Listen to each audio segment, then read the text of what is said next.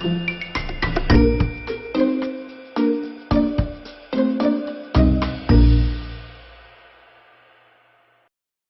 you all to listen to what Dr. Wallach has to say. You're going to be entertained. He's funny as heck. But more importantly, it's going to be life transforming, especially if you're sick, especially if you're dealing with some kind of illness, especially if a doctor has told you that you're going to be on this medication for the rest of your life and there's nothing you can do about it. When you hear Dr. Wallach speak, you're going to say, like I said when I first heard him speak, it's obvious. So would you please join me in welcoming a good friend, a colleague, truly an inspiration, my nutritional mentor, and somebody who's just a great honor and a privilege to say that he's my friend, Dr. Joel Wallach. Okay, thank you, Ben. Thank you so much for the kind introduction, and thank each and every one of you for being here on a Friday evening. You could be out partying. Appreciate you being here.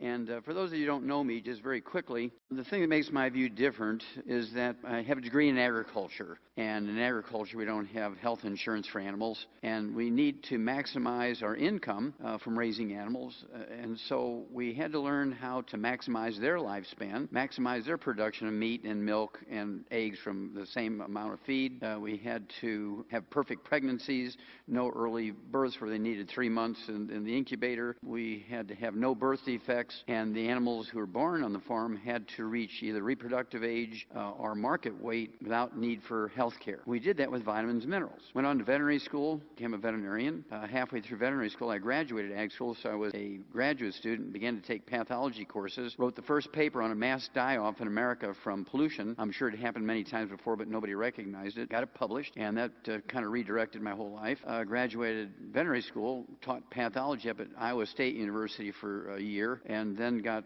invited by Marlon Perkins from the old Mutual Omaha Wild Kingdom show, and I'd worked for him through high school, to go to Africa and work on the White Rhino Conservation Project and the Elephant Conservation Project. Caught 200 white rhinos, shipped them back to the States, and if you go and you see a white rhino in a wild animal park or a zoo, it's probably one that I caught, or maybe even offsprings of the ones that I caught. After 2 years of working on those projects, Perkins sent me a letter, said, look, I've got a big grant from the National Institutes of Health. We need to study the causes of death in zoo animals and the people who live in close proximity to the zoo animals because they have the same air, the same water, the same food sources. We want to find out if pollution or nutrition have something to do with their causes of death. Came back, worked on that project for 10 years, and the short version is I did over 20,000 autopsies and 10 million chemistries on 17,000 some change of over 454 species of zoo animals and 3,000 humans. And the bottom line of the study was that every animal, every human being who dies of what we would call natural causes, not trauma, but natural causes, died of a nutritional deficiency disease and not pollution. Now, the book that came out of that, 1,200 pages, in the Smithsonian Institute, is a national treasure, and I'm just a young kid, and I was really very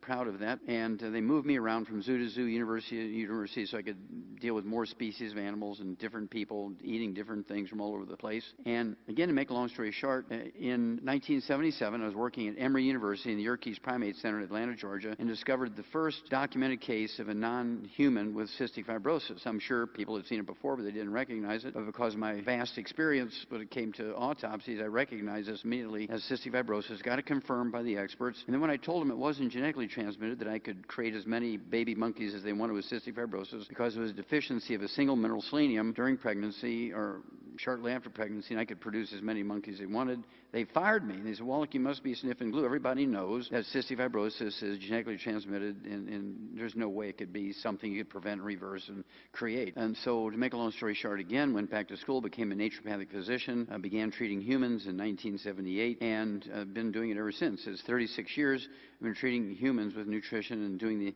the thing with nutrition as we did in animals. So what you're going to get is a view from agriculture, veterinary medicine, as a comparative pathologist, and as a primary care physician. So you're going to get 4 different views of the same subject. So bear with me and hold your questions till later. Now, in the beginning, doctors thought that all diseases were caused by evil spirits or little gods sitting on planets. And if you burned enough goats to the evil spirits, they would spare you of disease. And if you burn enough goats to the good spirits, they would protect you. That lasted for thousands and thousands of years.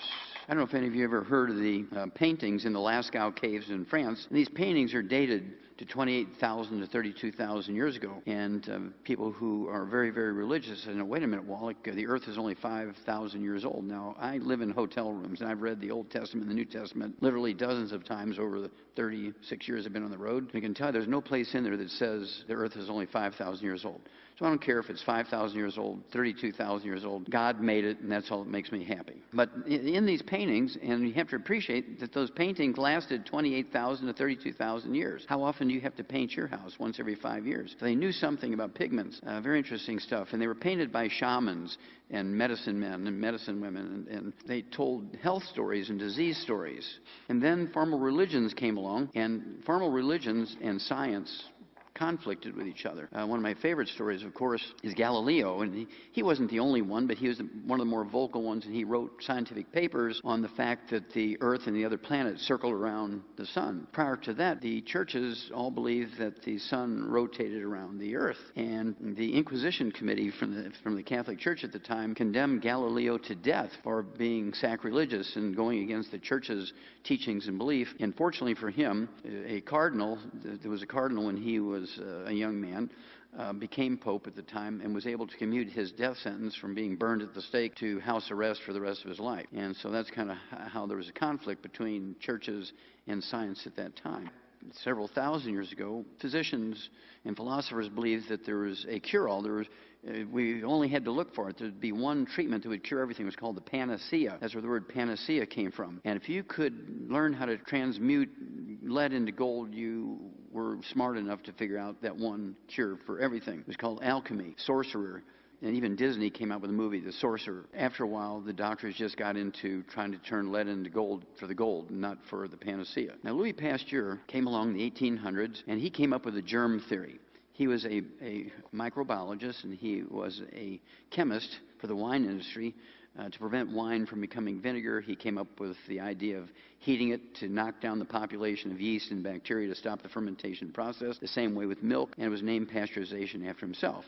Now, again, he came up with a germ theory, and in the germ theory, he said there are certain bacteria, because they had just had a microscope invented by a Dutch eyeglasses maker, von Leeuwenhoek, and he could actually see bacteria, and he could grow bacteria from people who had pneumonia and meningitis and many other diseases, and then he could take those bacteria and inject it back into other people and to animals and get the same disease. And doctors fought him over that, tooth and nail. They would fight him over that. And so he had to set up an experiment right in the center of Paris. He got two groups of 25 sheep each group, and he gave one group a vaccination, which he created against anthrax, which is a disease that killed people and animals, and the other group got a dummy vaccination. It was just water being injected instead of the vaccination. Both groups he injected with heavy doses of the bacteria that caused anthrax, Bacillus anthracis, and in the group that was vaccinated, only 1 out of the 25 died. In the group that was not vaccinated, all 25 died. And the reporters were there, thousands of people were watching this as it went along, and so he became very famous over the anthrax thing. He was also the guy, even though he didn't know the term viruses, he was the one to first come up with a post-exposure vaccine for rabies as a virus thing, and he figured out how to do that. Very, very smart guy. It took him a long time for doctors to agree that, yes, there were germs. And once they figured out where there was germs, they said, you know, everything is caused by germs, even cancer and insanity and so forth. And a guy by the name of Koch came along and said, no, you have to isolate the bug, make sure that it's the bug, inject it back into a susceptible host, cause the disease again, isolate it again, get the same bug, then you know it caused the disease. The guy's name was Koch, K-O-C-H. About the same time, there was a priest in Austria by the name of Gregor Mendel. And he was a very smart guy, and he had taken many courses in what we would call today calculus, and he could predict numbers and things. And because he was very smart and a detail kind of guy, the cardinal in the parish that he was the priest in put him in charge of creating peas for priests to eat during the wintertime. And they had hothouses where they grow these peas during the wintertime. And there were peas with red flowers, and there were peas with white flowers. And every once in a while, there would be one volunteer, a dozen of them volunteer on the path between the two different hothouses. And these are ones that weren't planted. They would just pop up, and they had pink flowers, and he reasoned that they were a mix or a hybrid between the red flower and the white flower pea plants, and he could do experiments with crossbreeding and so forth, and he came up with hybrids, he came up with dominants and recessives, and so he's kind of the father of genetics. But he never related the genetic concept to diseases, just life itself. At the same time, Charles Darwin came along, and Charles Darwin did not know about Gregor Mendel, but Gregor Mendel did know about Darwin. Darwin was the son of a very wealthy Englishman. They were landed. They had 10,000-acre estates, and his mother was very wealthy. She was from the Wedgwood family, the English dishware company, and very interesting stuff. And he collected bugs and feathers and eggshells, and he would shoot birds and little animals and make collections. And when he was 22 years old, he wrote a paper for the newspaper of the Royal Society. It was very prestigious for anybody, let alone a 22-year-old guy, to write the paper. And he wrote the paper on invertebrates, little polyps would make sponges and reefs. And he was hired by the British Navy when he was 22 years old to go around the Earth in the HMS Beagle, a British warship, and build artificial reefs. And he was so successful at this, they hired him for another 3 years. So for a total of 5 years, Darwin was going to places that nobody else had ever been before and building these reefs, but he was also collecting animals that nobody had seen before. And he recognized immediately, well, not immediately, he recognized in 5 years when he wrote his book on the origin of species that parents of the babies were passing on information. Human beings had babies who were human beings. Dogs had babies who were dogs, puppies. Cattle had babies who were calves. Oak trees had babies that were oak trees. And he'd find these weird animals, and he would shoot them and bring them back and taxidermy them, because nobody would believe there were such things as penguins living in the Antarctic and so forth. So this is what he did, and his book was on the origin of species. And Darwin never said that man came from apes, but he said all things, all living things, whether you're a tree or a tulip or a oak tree or a human being or a hummingbird, passed on information to the young.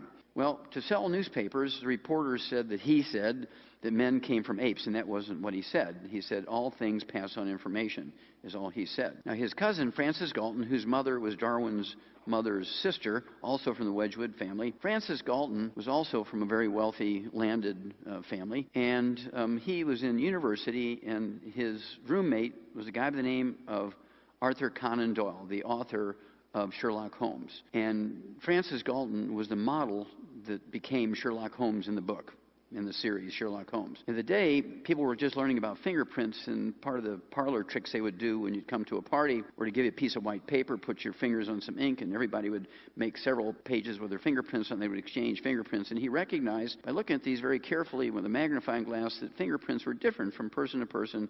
And Francis Galton came up with the idea to use fingerprints to track criminals. Very smart guy, and that's why he was the model for Sherlock Holmes. He also said, you know, we can speed up human evolution like we do in animals by selective breeding, just like we do in animals. That's why they have livestock shows and dog shows and horse shows. They want to get the very best phenotype or the very best physical example of male horses and female horses, and when the foal is born, it's going to be perfect. Same with dogs, and same with geese and chickens and whatever you might be breeding. He said, we can do the same thing with human beings. And he was very benevolent, and he went out and he started a dating club, and he'd hand out invitations to people he considered to be perfect examples of perfect humanity, included IQ and intelligence and speed and athletes and strength. And both the men and women had to be 6 foot tall, blonde-haired and blue-eyed, which he called the master race.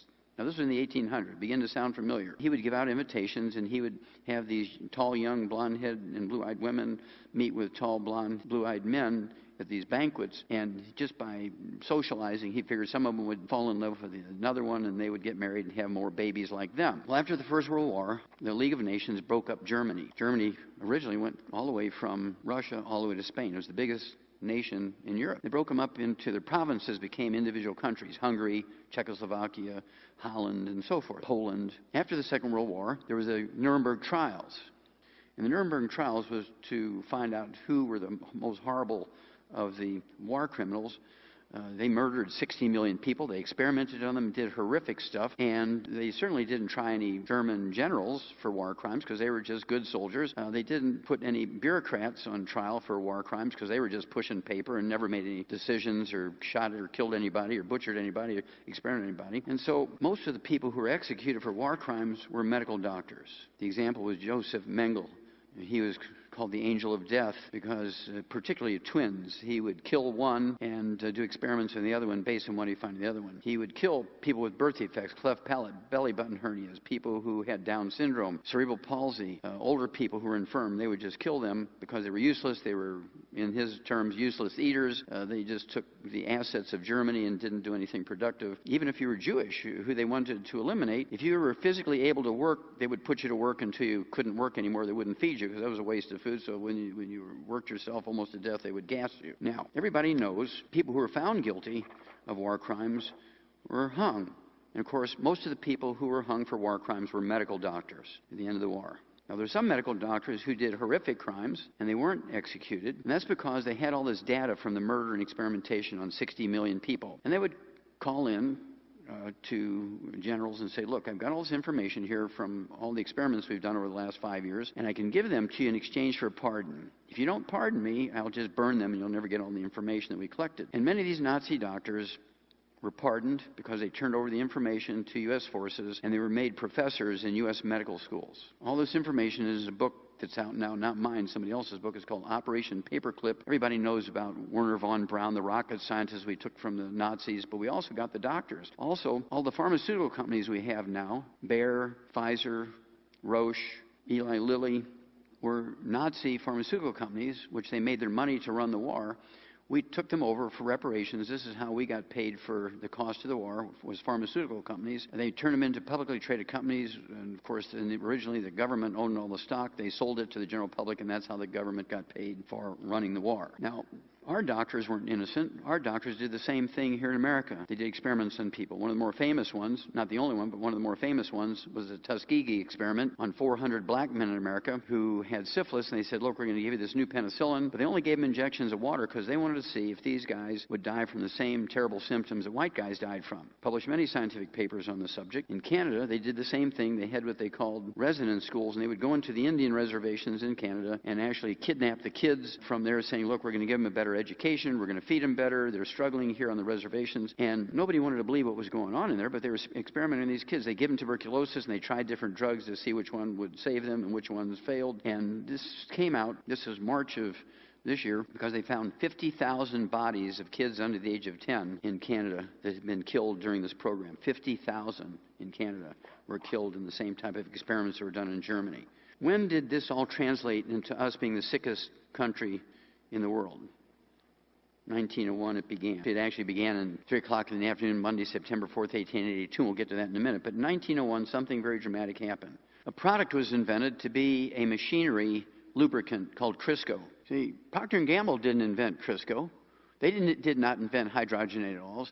The process of fat hardening was invented in 1901 by Wilhelm Norman, another German chemist, working on a machine oil factory, trying to find a cheap replacement for machine oil, which is made from suet, which is beef fat, and they couldn't get it. Well, he came up with using cottonseed oil and our corn oil that had a copper cofactor, and then they bubble hydrogen through it and boil it and all this kind of stuff, and they would get Crisco. And Procter & Gamble recognized they could make a lot more money selling it as food than they did as a machinery lubricant. But they couldn't go against the butter and the cream and the lard that people have been using for hundreds and hundreds and hundreds of years, so how did they do that? They hired a guy by the name of Ansel Keys. And Ansel Keys had gotten a degree in anthropology and a medical degree from the University of Minnesota. And Ansel Keys was one of the founders of the American Heart Association. Deaths from coronary heart disease was rare until 1925, after they started selling Crisco to everybody. Ansel Keys, they raised $1.7 million, which made the American Heart Association one of the more wealthy of the medical associations in America. And they went crazy changing everybody's ideas about eating meat and cholesterol and so forth because they wanted to sell more Crisco, which made the American Heart Association richer. Now, at the same time, all the experiments were being done was they showed very clearly that the people who had the higher blood cholesterols were the ones who lived longer, had less heart disease, and had no Alzheimer's disease. The lower you got your cholesterol, the more heart disease, the more Alzheimer's disease, and the younger you died. So it boils down to personal ambition, bad science, politics, and bias derailed nutrition policy over the past half-century and caused America to be the sickest country. Because the American Heart Association wanted the money, they would buy great ads like this. They made them almost Norman Rockwell pictures, made to help take the fat worry out of good eating. Bam! You're dead. Ansel Keys was so famous, he actually got his picture on the cover of Time magazine. And this is 1961. Dr. Ansel Keys, father of the low saturated fat and high oil diet, and drove Crisco as a replacement for butter and lard. He's the one who killed America. Time magazine, December 2008. The sorry state of American health. You have to appreciate, we spend more money for health care than all of the 204 nations of the world combined. We spend more money each year than 204 nations. We rank 92nd in healthfulness. There's 91 other nations whose peoples are healthier than us. We rank 60th in longevity. There's 59 other nations whose peoples live longer than us. And God forgive us, we rank 41st in live births and first-month survivability of our babies. In this article, they say our children will be the first generation who do not live as long as their parents because of Ansel Keys. Harvard Medical School says 52% of medical doctors in America are on street drugs or prescription drugs or alcohol during the working day. This came out 4/16/14. Sometimes I'd go into the bathroom in the middle of a long surgery to take medication intravenously. Another doctor says I was absolutely impaired using narcotics while working as a doctor, and no one ever tripped onto it or noticed. AARP Monthly Bulletin, American Association of Retired People Monthly Bulletin, March 2012, the worst place to be in America when you're sick is an American hospital. And I took some of these out of the article so you could see what they're talking about. It says the number of American patients who die each year from American hospital errors is equal to 4 jumbo jets crashing each week. That's 1,500 people a week, 3,000 every 2 weeks, 6,000 a month, 72,000 a year. How many of you would fly commercial airlines if you knew that they killed 72,000 passengers every year? How many would go to and frequent a particular type of fast food franchise if you knew that they killed 72,000 of their patrons every year? Of course, there's a big controversy right now. VA hospital in Arizona was trying to stay in budget, and so they side-railed hundreds of patients for a month so they wouldn't break the budget before the end of their fiscal year, and these 40 of them died. Well, that's nothing new. This came out in 1999. There was a big study by the Department of Veterans Affairs.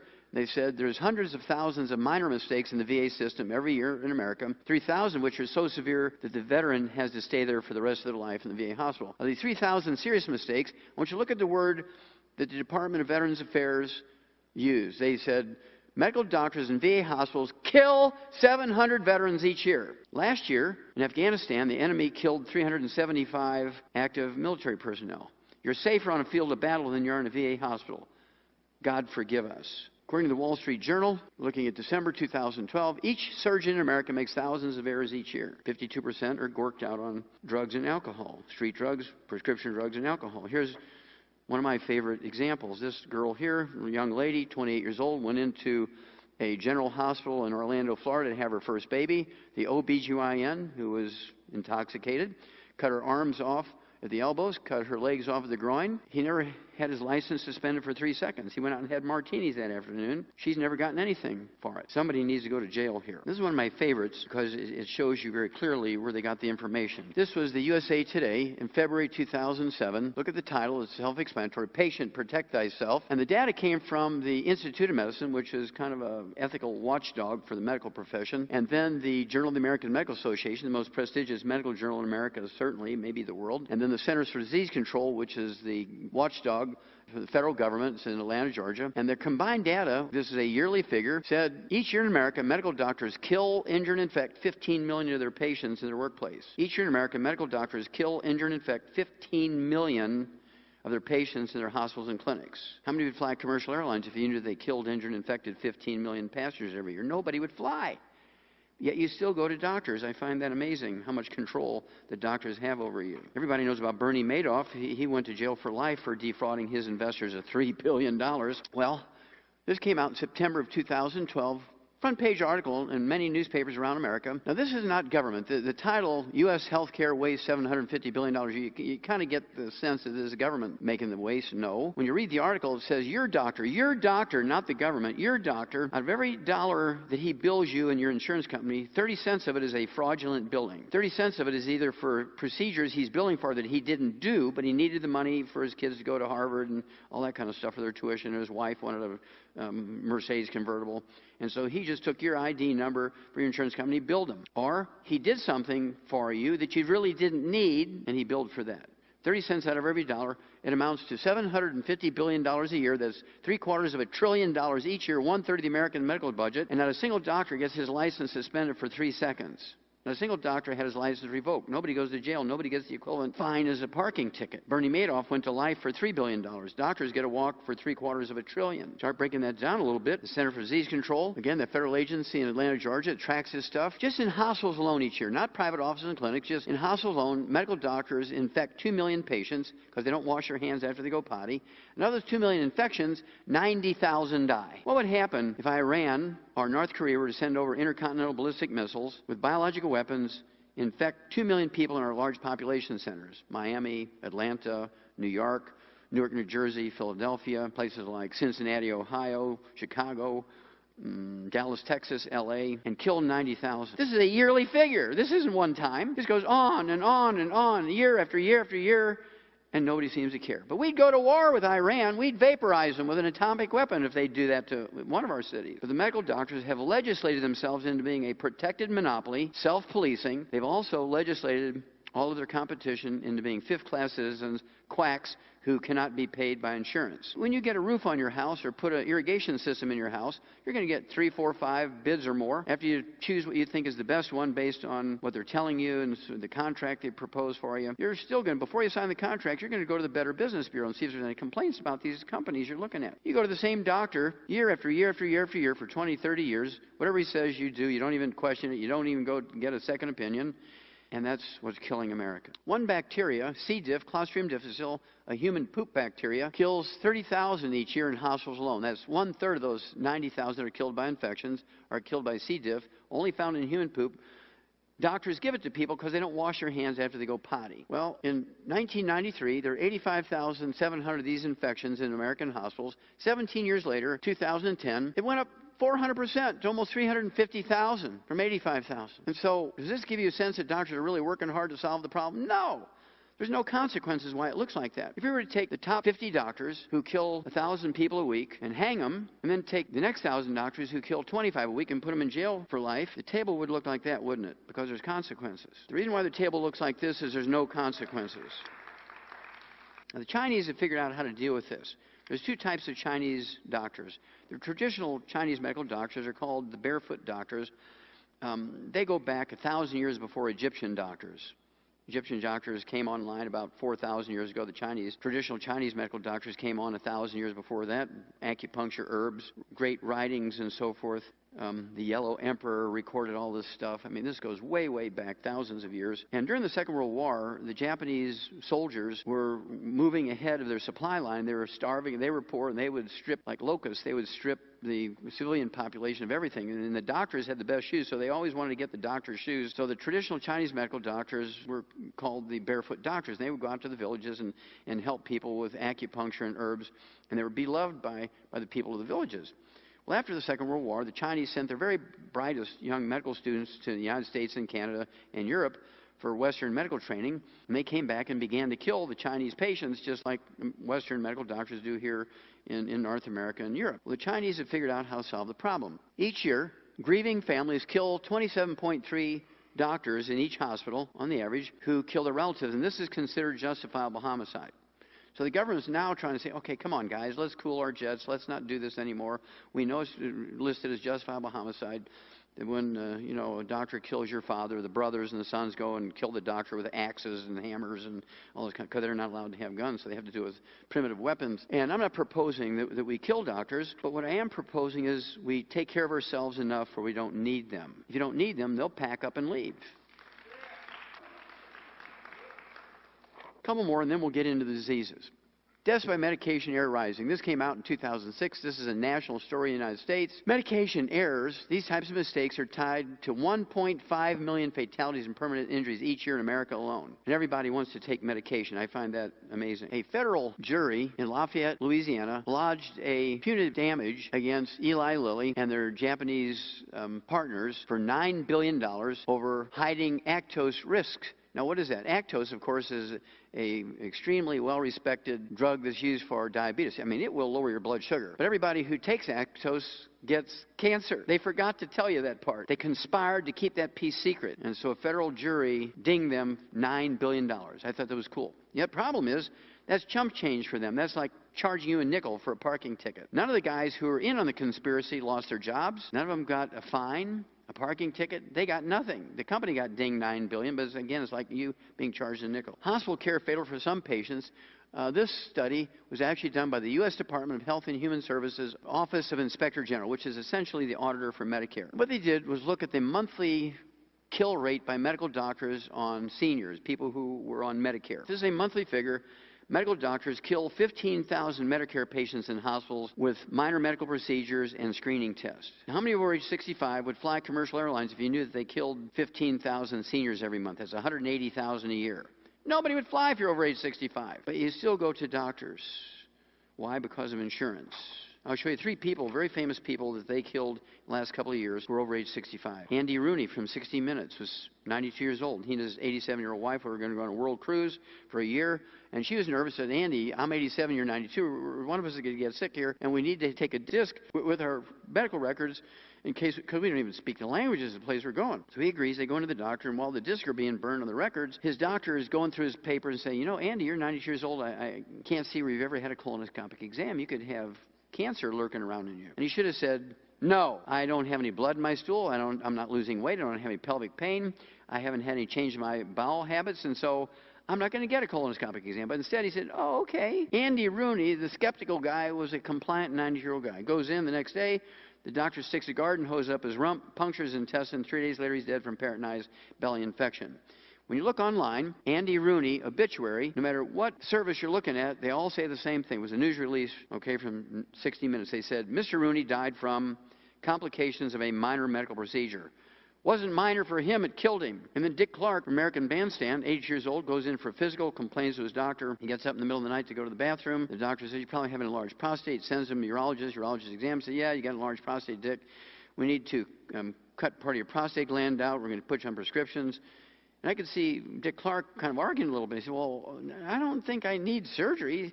Well, yes, you do. Listen, Dick, this is a minor procedure.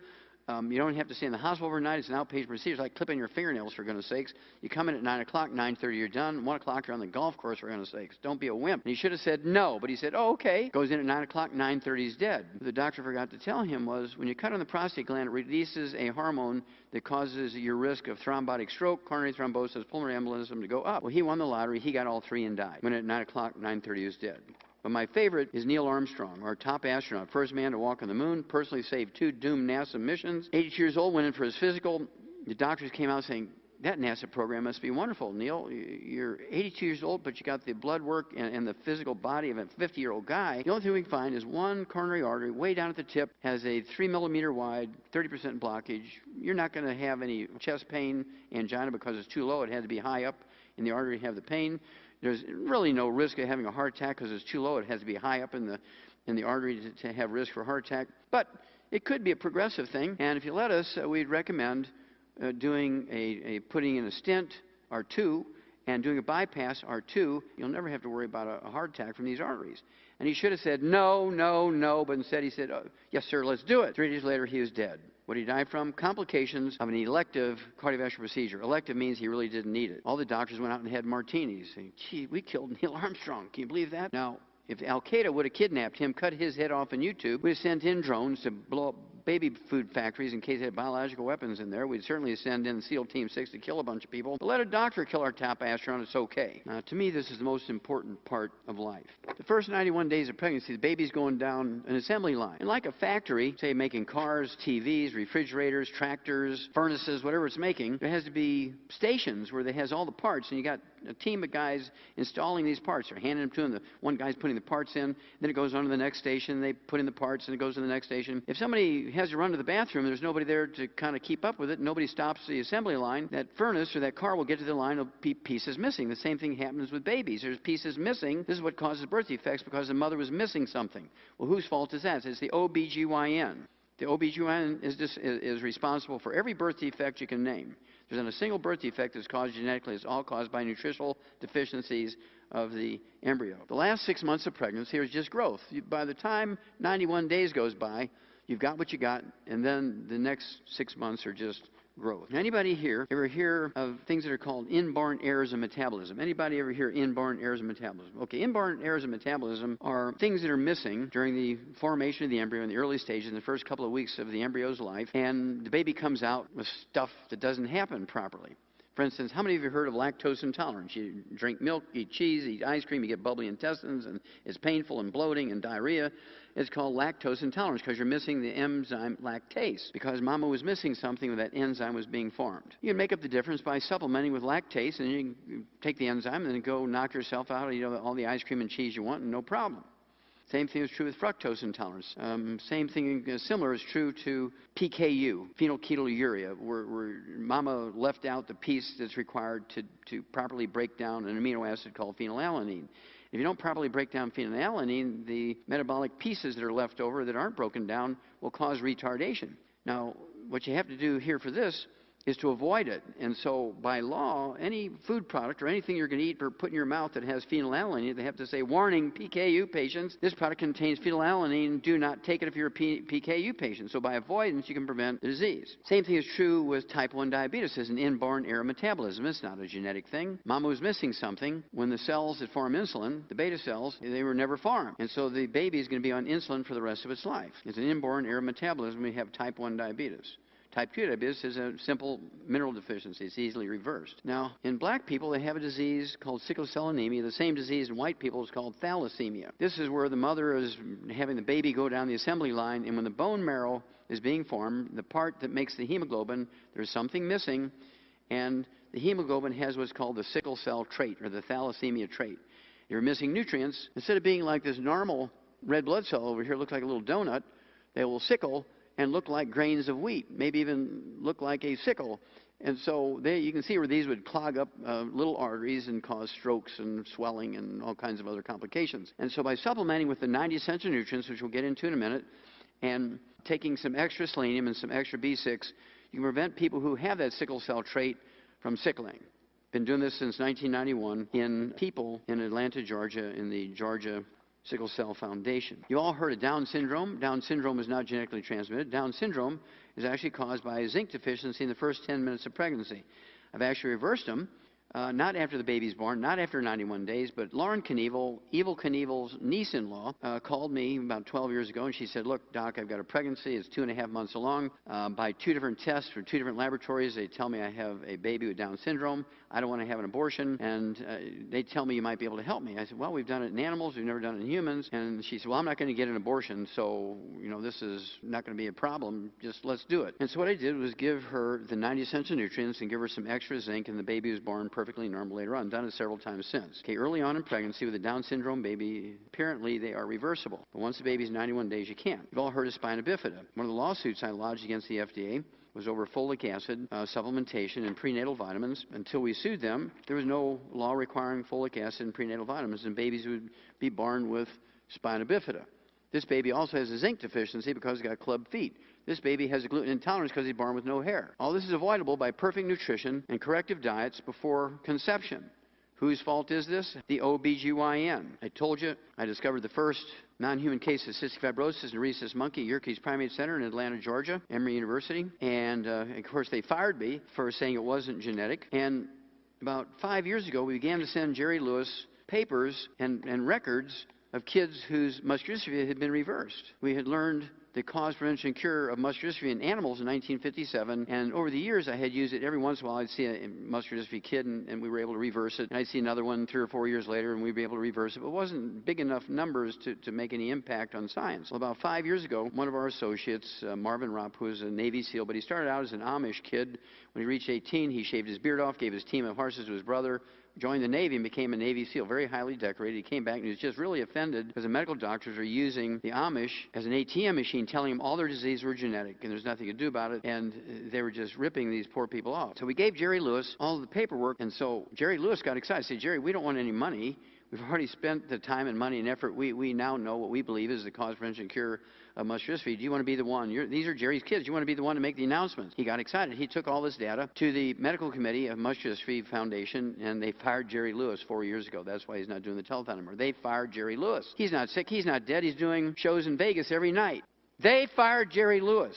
Somebody needs to go to jail. Well, in 1989, with Ma Lan, I went to China and went to Qishan province, China. Why did I go there? Because everybody knows the Qishan disease, which occurs in 13 out of every 1,000 kids there, is a cardiomyopathy heart disease. So sudden heart death is caused by deficiency of selenium. We know a deficiency of selenium is the cause of cystic fibrosis and the cause of muscular dystrophy. And I reasoned that if this is true, and everybody, including the World Health Organization, agreed that Qishan disease is cardiomyopathy heart disease caused by a selenium deficiency, there had to be some kids there in China with cystic fibrosis and muscular dystrophy. And experts, when I asked them about it, they said, no, come on, Wallach. Cystic fibrosis and muscular dystrophy only occur in white kids kids from Eastern European origin. Well, I knew that wasn't true because I had autopsied black kids and Oriental kids, Asian kids that had these diseases, cystic fibrosis, muscular dystrophy, so I knew that couldn't be true. So we went there. Passed all the tests, did everything we needed to do to satisfy the Chinese government that we knew what we were doing. They were going to get their credit for it, and did 1,700 autopsies in kids under the age of 10. 595 of them, exactly 35%, had cystic fibrosis and 100% had muscular dystrophy. Published it in English.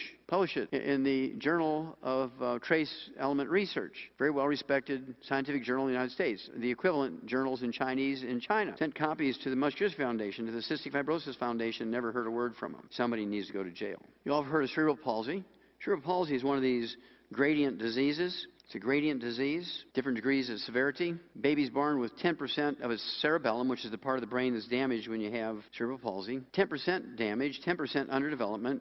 The baby's going to kind of walk like Charlie Chaplin, and with braces and some physical therapy, they can kind of circumvent that disability. If they have a 25% underdevelopment of their cerebellum, they kind of flop around a little bit and with their arms and hands and upper body as well as their legs, and you know they have cerebral palsy. If they have 50% development, they're going to be restricted to a wheelchair. This girl here has 90% underdevelopment of her cerebellum, the size of a grape instead of a tangerine, and you can see her, she has clamps on her head and holding it up. Since she was born, and she's 11 years old here, since she was born, people have to wipe her bottom.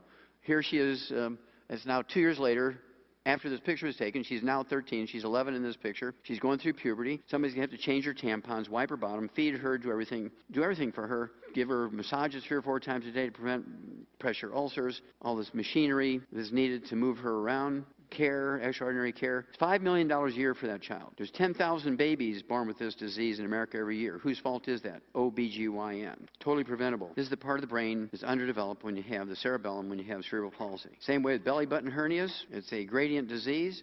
Here's a pretty typical belly button hernia the size of a walnut. Just you give that baby a hypnotic either by injection or gas. Puts local anesthesia around that. 10 minutes, the procedure is done. You've repaired that belly button hernia, but the baby shouldn't have to go through that. Mama was missing something during pregnancy for that to happen. This next one, the baby was born dead of vascular shock because the defect went from the 2 inches below the belly button through the belly button to 2 inches above it, and there's no skin over it, and the stomach and the spleen and some of the intestines are hanging out, and you can see well, why didn't the OBGYN know that that baby was suffering from vascular shock? Well, he was in the bathroom giving himself drugs. This one here, the defect goes from the pubic bone all the way to the middle of the chest, and here the liver and the stomach, the spleen, and all the intestines are hanging out. You can see how that baby would die from vascular shock being born that way. Where was the OBGYN? That baby's perfect. Brain is perfect, lungs are perfect, heart's perfect, liver's perfect, everything's perfect. It died from vascular shock because all its insides are hanging out during birth. That baby, if it was delivered by cesarean section, would be alive today. Somebody needs to go to jail here. Same with cleft palate. It's a gradient disease, different degrees of severity. Whether you're rich or poor, if the mother's deficient in zinc in the first 3 to 7 weeks of pregnancy, you can get cleft palate and many other defects. Kids are born deaf, congenital deafness. Doctors want you to believe it's genetic, and they're raising money. They have all these funds to raise money to prevent, change the genes, fix the genes. It's caused by a deficiency of a single mineral called manganese, not magnesium, manganese. Deficiency in the first 3 to 7 weeks of pregnancy causes congenital deafness. This new book that pharmacist Ben talked about when he introduced me is called Epigenetics. Epigenetics tells you that the genetic theory of disease transmission is one of those dead theories. There is not a single disease that's transmitted genetically. The death of the genetic theory of disease transmission. The death of the genetic theory of disease transmission. There's thousands of dead theories, the medical trade, in the halls of science. And the epigenetics tells you that these diseases that are said to be genetic are preventable, many of them reversible with nutritional supplementation prior to conception. A lot of diseases that, like Huntington's disease, which is a disease that kind of falls in between Parkinson's disease and MS, Lou Gehrig's disease, they're said to be genetic. It occurs in people 50 years of age and older. Come on. Okay, we'll get into that in a little bit. Totally preventable, reversible. The death of the genetic theory of disease transmission. That's me in 1977 with one of my cystic fibrosis monkeys. You've all heard of obesity. Of course, the medical theory and the government's theory of why America is obese and overweight is because we don't exercise enough, we eat too much. Well, following their theory to eat less and exercise more,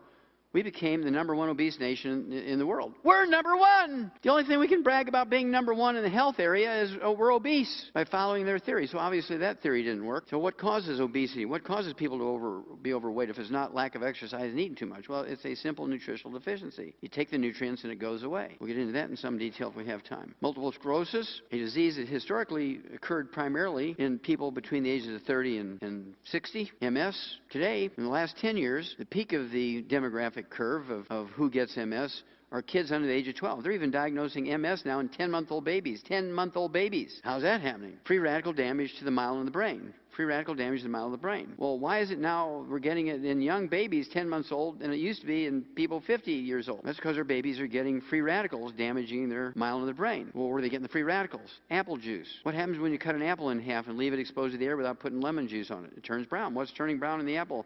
It's oxidation of the oil in the apple. Apple juice is not taken care of very well. It's one of the first non-formula things you give a baby is, an ounce of apple juice and 8 ounces of water in a little bottle. They're giggling, they're happy. But the free radicals that build up because of the apple juice oxidizing, the oil in the apple juice oxidizing, causes MS in little babies. Thrombotic stroke, again, used to be in people over the ages of 50, 60, 70. Now, the peak of the demographic curve are kids under the age of 18. How's that happening? Well, thrombotic stroke doesn't occur because of genetics. Thrombotic stroke doesn't occur just out of dumb luck. It's caused by an omega-3 essential fatty acid deficiency, a ratio problem between omega-3s, 6s, and 9s. That's another one of my lawsuits against the FDA. Because I prevailed in federal court, I can legally say that you can actually prevent thrombotic stroke. You can prevent pulmonary embolism. You can prevent coronary thrombosis and deep vein thrombosis simply by supplementing with omega-3 essential fatty acids and having a perfect ratio between omega-3, 6s, and 9s. Before I sued them and won in federal court, I couldn't say that without getting put in jail. How many of you give your kids and grandkids under the age of 5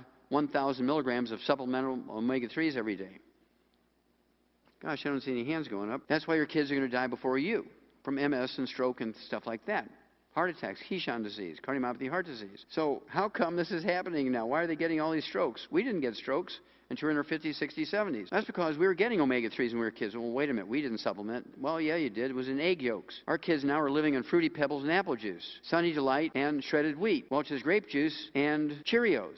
How many omega-3s are in them? Nothing, 0, 0. You better be supplementing your kids and your grandkids before they're conceived, all through the pregnancy or development, from the moment they're born with all 90 essential nutrients, and you'll avoid all this stuff. Now, the most politically charged of all of the congenital events, birth defects, if you will, is another one of these gradient diseases like belly button hernias, cerebral palsy. It's totally 100% preventable, but once the baby is born, it's irreversible.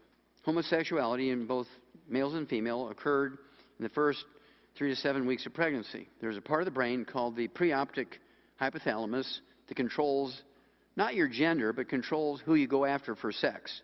Your gender is determined genetically, but there's a piece of your brain that determines who you will go after for sex, a boy or a girl. And it can be different from your genetic sex. And that's what happens with homosexuality, asexuality, hermaphrodites, all that kind of stuff, because what goes on up here is different from your genetic sex. Now, intersex babies, ones that they're hermaphrodites, they have both male and female parts. The medical system in America, they will look for bar bodies, which is the second female hormone, second female chromosome, called a bar body. And you can see that every nucleus of the white blood cell in a blood sample from a newborn baby that has a hermaphrodite has both the male and female parts. When they have the bar bodies, they're female genetically. And here's some real, this is a line drawing obviously, but here's bar bodies in some real XX female blood smears, and you can see in a male XY there's nucleoli because it's getting ready to divide, but there's no bar bodies. Bar bodies are totally different than the nucleoli. And so when they find a baby that is a hermaphrodite, but they have bar bodies, they will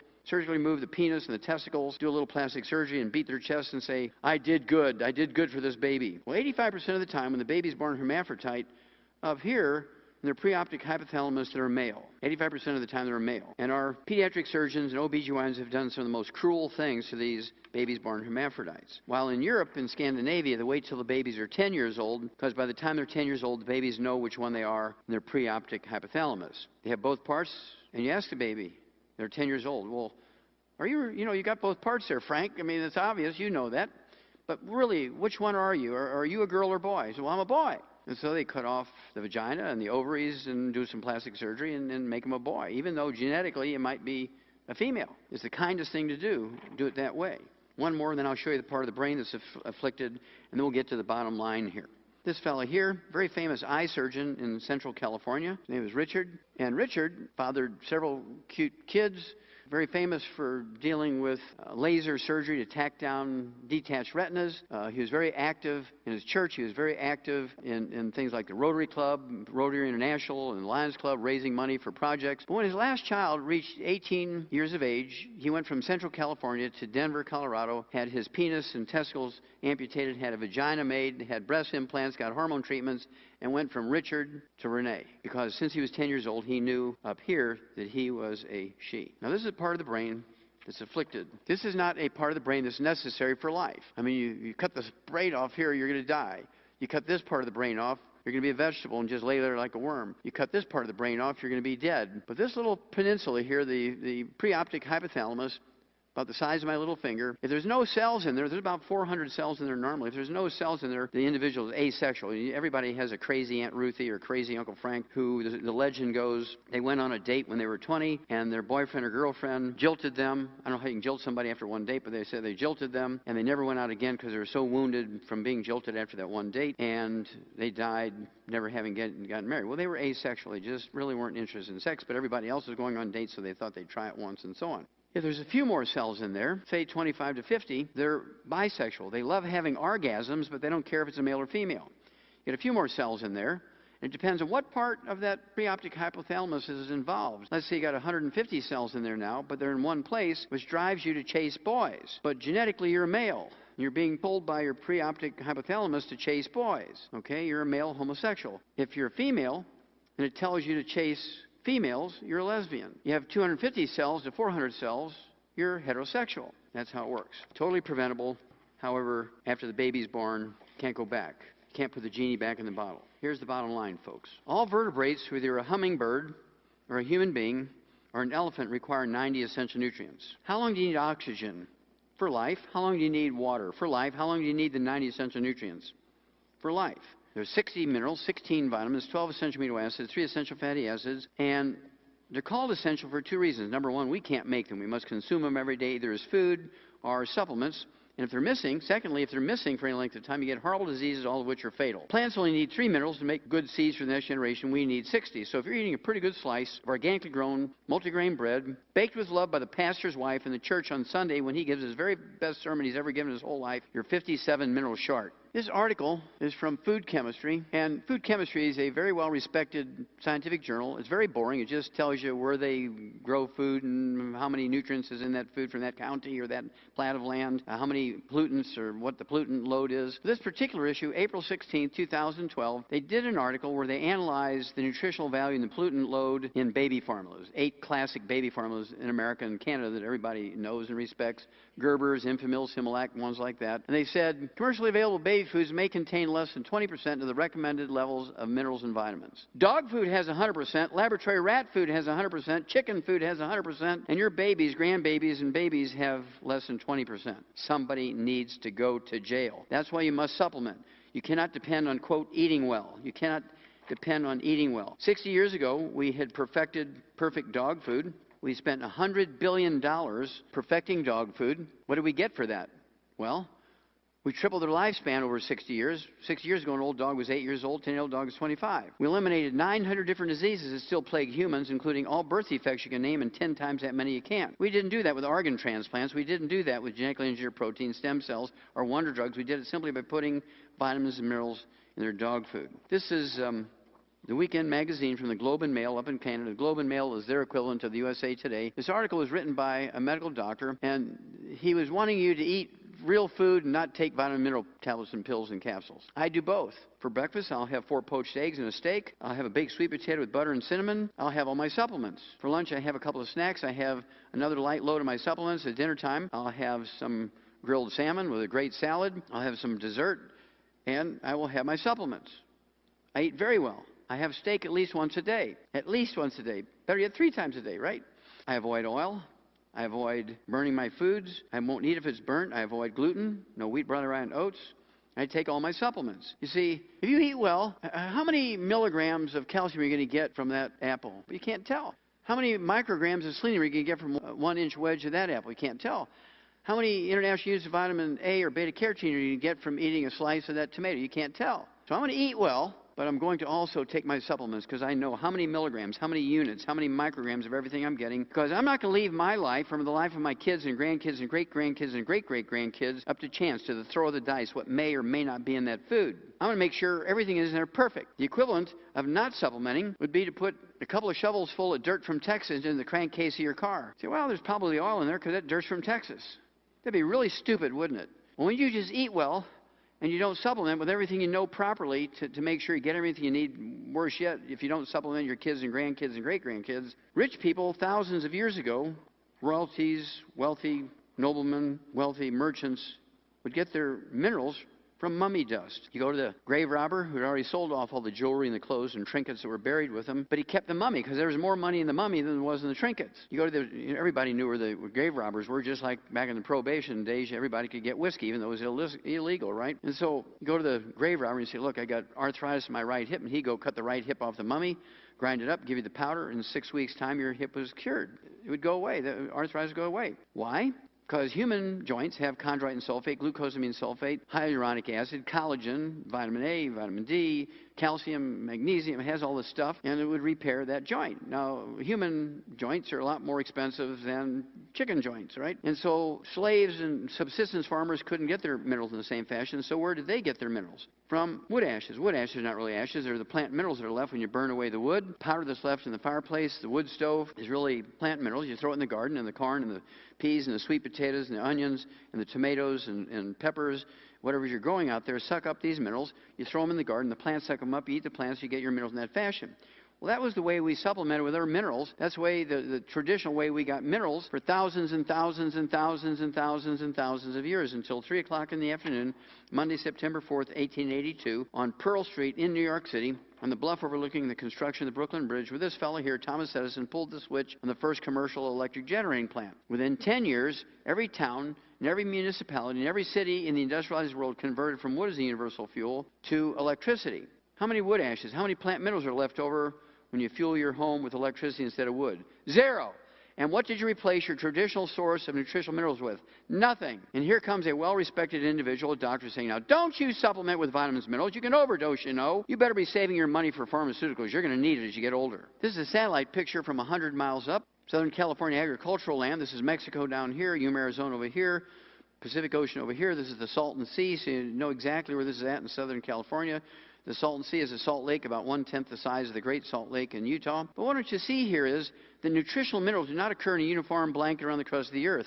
Nutritional minerals occur in veins like chocolate and chocolate rubble ice cream. These different colors and swirls and whirls are telling you these whirls and swirls are made up of different minerals, different mixtures of minerals, different amounts of each one. And the only way we can guarantee that every mouthful and every animal that eats soybeans, they're grown here, corn that's grown here, whatever might be grown here, we're going to put in their feed. We're going to give them, we're going to supplement them with everything we know they need for maximum life, no birth defects, going to maximum production of milk, meat, eggs. When you look at that label on the dog food, on the chicken food, on the dairy food, on beef cattle feed, that label reflects only what we put in there, not what the food got out of the soil. What the food got out of the soil is value added, but it's a throw of the dice. So we put everything we know they need for perfect everything, we put it in there.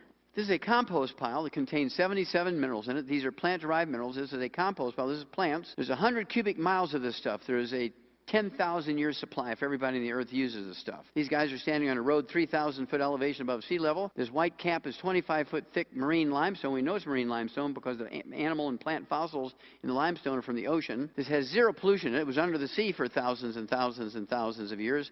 The ultimate question is, do you put oil in your car before the engine burns up or after the engine burns up? You put oil in your car before the engine burns up. You change the oil over 3,000 miles, whatever the maintenance book says. You'll get 300,000 miles out of that engine. If you put water in that car instead of oil, that car might not go 50 miles.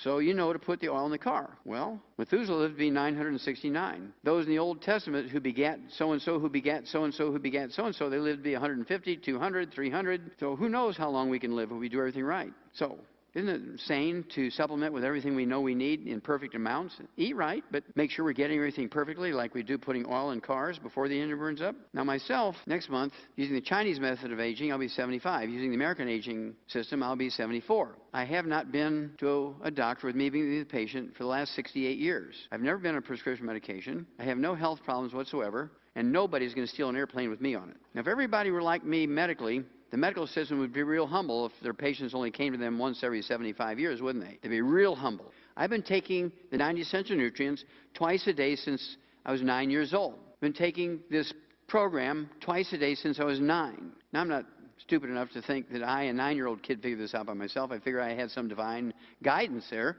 right? And so I feel that I'm obligated to keep sharing this with people. If I had divine guidance, got rid of one of my health problems when I was 9, that was it.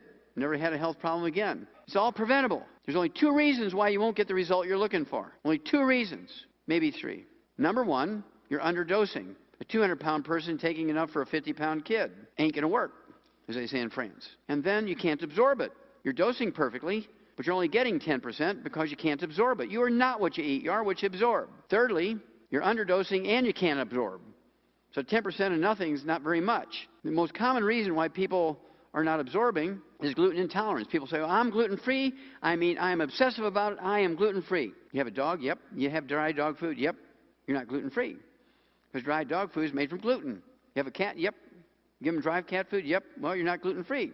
Well, I can't get my spouse to give up gluten. Well, you're not gluten-free then. Everybody in the household, including the mother-in-law, the spouse, the dog, the cat, the bird, the fish, because of cross-contamination of the laundry, the couch where everybody watches TV, the food preparation service, the bed you sleep in, everything, everybody in the household's got to be gluten-free. Otherwise, you're not gluten-free. And then, of course, you need stomach acid. You cannot be drinking alkaline water during meals because you neutralize your stomach acid. To absorb minerals, to digest proteins, to absorb B12, your stomach pH got to be pH 1.2. It's got to be like battery acid. It also keeps your stomach sterile so you don't have yeast and bacteria growing there. You won't have reflux. It makes your reflux go away. So when people tell me they haven't gotten the results, you have to go back and do a little investigation, do a little housekeeping, figure out why you're not absorbing. Are you underdosing? Well, you have to look at all those things. Because this program I've been doing for 36 years will never fail. If it fails, it means you're not absorbing or you're underdosing or both. And thank you very much for being a good audience.